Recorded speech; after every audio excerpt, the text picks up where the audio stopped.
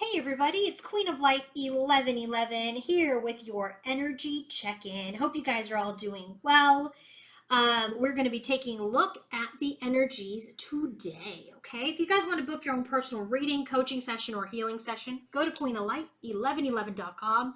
Don't forget, like, subscribe, comment. Let me know how you guys are enjoying these videos, if things resonate. And don't forget, I also have the King of Shadows 1111 YouTube channel where we channel the divine masculine's energies. Don't forget to like, subscribe, and comment there. And again, if you want to book your own personal reading, coaching session, or healing session, go to queenoflight1111.com. So it feels like there's some sort of shift. There's some sort of change that has occurred within Divine Feminine.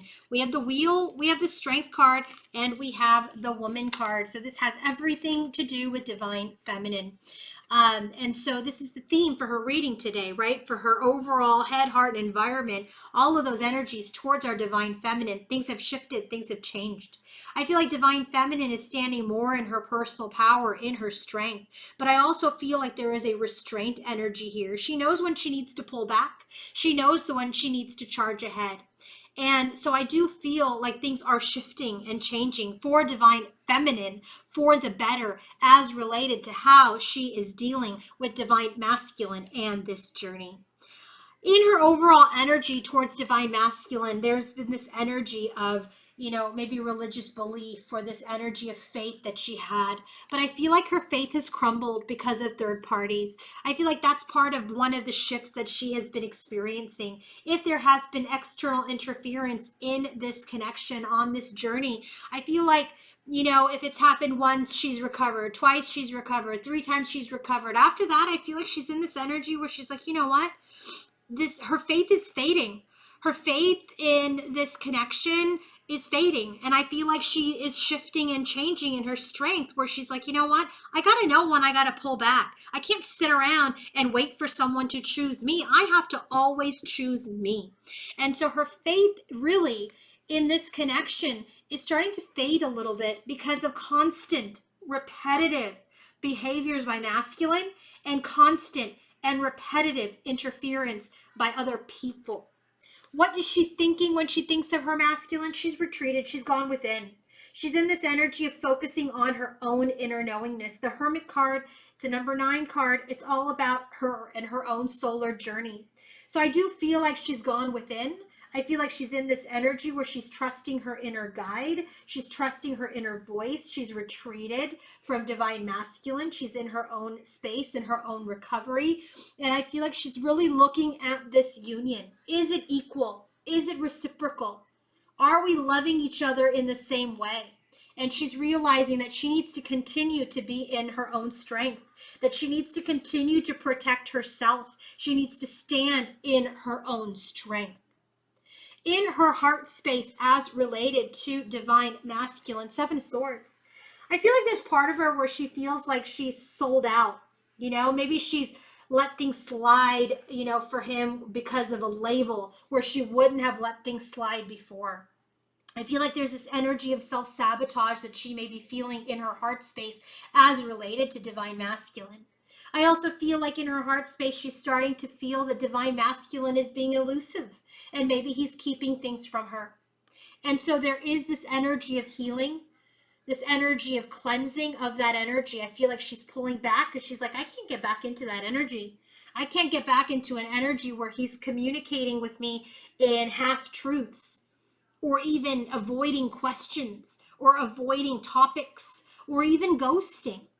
So I feel like Divine Feminine in her heart space is she's like in this energy of I've got to heal this behavior. But the more I allow it, the more he displays that behavior. And so there's this energy where she knows that he's hiding from communication. And so in her environment, 3 of Wands, she's made a decision. She's made a decision that she needs a king. She wants a king, someone who's stable, someone who's consistent, someone who's going to be a good husband, a good father, a good partner, a good companion. She knows that this union is available to her, in whatever form that it comes, whether it's her own inner union, which she should always strive for, or whether it's a union with a king that masculine is morphing into, or even, frankly, with a high vibrational soulmate. So I do feel that things are shifting and changing for divine feminine right now. And it's all for the better. When the Wheel of Fortune comes out, it's all about the karmics flying off the wheel, that toxic energy coming off. That's what this new moon energy is too, right? We had this eclipse. Things get eclipsed out, and we have this new beginning. We have the banishing of toxic energies, the banishing of the dark. And so in this energy, she's starting to realize her own behavior and participation in a connection that either continuously does not work, or where she continues to give to a connection that same effort is not being reciprocated. She has to know when to pull back. So divine feminine is making these shifts in her strength and in her personal power. She's done with this third party's energy. She's done with being influenced by other energies. She's done with outside rivals or third parties. She's not going to fight for this masculine. Why should she?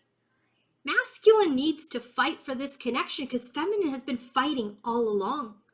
It's time for her to fight for herself. So big shifts for divine feminine in her own personal power, in her own personal truth, and standing in her authenticity. Her faith is starting to fade a little bit in this connection. But her faith in herself and in her inner voice is not. She finds strength in her inner knowingness. And in her heart, she's healing the self-sabotaging behavior. She's starting to heal this energy of being nervous about his elusiveness or nervous about his potential deception, or is he deceiving me? She's like, I'm going to manifest a soulmate, or I'm going to manifest a king. I'm going to manifest someone who can be in an energy of a union. Take this connection, make promises, and keep them. I do want to make a very, very important point here, that I want you all to understand that this journey is about you. There are so many new channels and readers here that are focused on the twin flame journey as a matter of business. And I get it. It's an energy exchange. When you go to someone for a reading, it's an energy exchange. You pay them for a reading. That's your energy exchange for the reading. But don't let people tell you what to do. Don't put your complete trust and faith and power. Give them those people your power. There's a documentary that recently came out that is very disturbing about people pretending to be God about the twin flame journey, saying you're a twin flame, you're not a twin flame, saying, I can put you into union. No one can do that. Anyone that promises that you will come into union with your twin flame, run. The only person that can come into union is you within yourself. You making the decision to be in union with yourself, choosing yourself. No one can make your counterpart choose you. That person has to do the work. That person has to align with you. If you're playing God, if someone is out there playing God and saying, I can get you into union with your twin flame, there's a big channel out there that is out there they're in union. There's a couple of channels like that. And you guys have to be very careful. You have to be very, very careful of these false prophets. There's free will. No one can make anyone come into union. The only control you have over this journey is of yourself and in your alignment with your truth and with your higher self. Your masculine, your counterpart has to do the work. Do not get sucked in because you're feeling emotionally vulnerable or emotionally weak. This divine feminine in this energy is starting to shift and change. And maybe she's been in a feminine where she's fallen prey to these false prophets. Don't do it. I'm here as a reader and I read the current energies. You could take it or leave it. I never want you to put full trust in anyone but yourself. Stay true to you. Some of these people have made millions and millions of dollars because they've sold you on a concept. They've preyed to your vulnerability. They've preyed on your sadness, on your desperation, on your desire. Do not fall prey. Please, people. There are so many people out there pretending to be the light, but they are the shadow. It is a business for them, not a mission.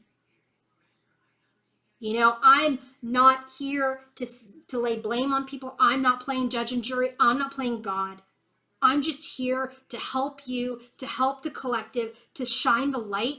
Because guess what? I believe in karma. I have a conscience. I want to go to bed in peace every night.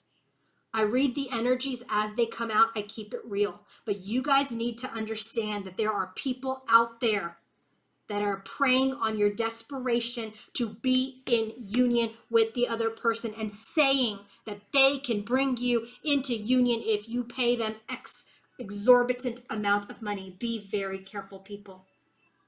That's all I got to say about that. I hope these energies have helped for the divine feminine in this collective. I'm proud of you. I'm proud of your shift. I'm proud of your change. You know when to pull back. You know when to move forward. You are standing in your own strength and in your own union. Have a wonderful day.